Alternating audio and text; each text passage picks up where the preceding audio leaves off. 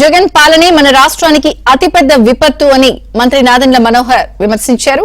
క్షేత్రస్థాయిలో పరిస్థితులపై అధ్యయనం చేయకుండా వ్యవస్థలను జగన్ నాశనం చేశారని నాదెండ్ల మనోహర్ మండిపడ్డారు. వారి నిర్లక్ష్యం, వారి పాపాల వల్లే నేడు ప్రజలు ఇబ్బందులు పడ్డారని అన్నారు.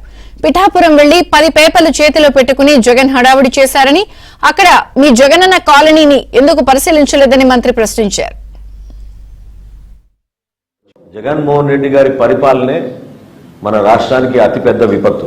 ఊహించని విధంగా వీళ్ళు వ్యవస్థలు నాశనం చేసి కనీసం ఇరిగేషన్ శాఖ పైన, క్షేత్రస్థాయిలో ఉన్న వ్యవస్థలపైన అధ్యయనం చేసుకుని బడ్జెట్ అలొకేషన్లు కూడా చేయకుండా సర్వనాశనం చేసిన జగన్మోహన్ రెడ్డి గారు ఈ రోజున పిఠాపురం వెళ్ళారు.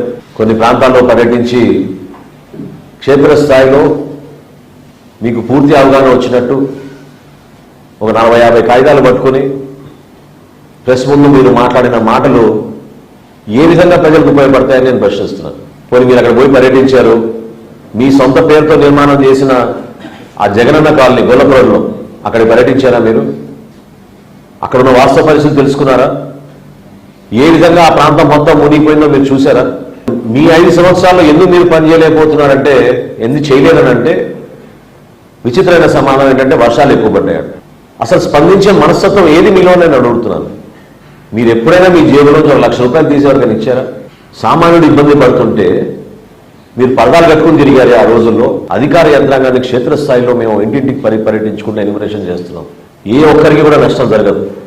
ఆదుకోవాల్సిన బాధ్యత అది మీకు గుర్తించాం. ఖచ్చితంగా మా కూటమి ప్రభుత్వం దానికి నిలబడి ఉంటుంది. పదే పదే ఈ చిల్లర రాజకీయాలు మానుకొని, వరద రాజకీయాలు మానుకొని మీరు ఒక బాధ్యత గల వ్యక్తిగా మీ పర్యటనలో భాగంగా 10 మందిని ఆదుకోవడానికి మీరు ప్రయత్నం చేయండి.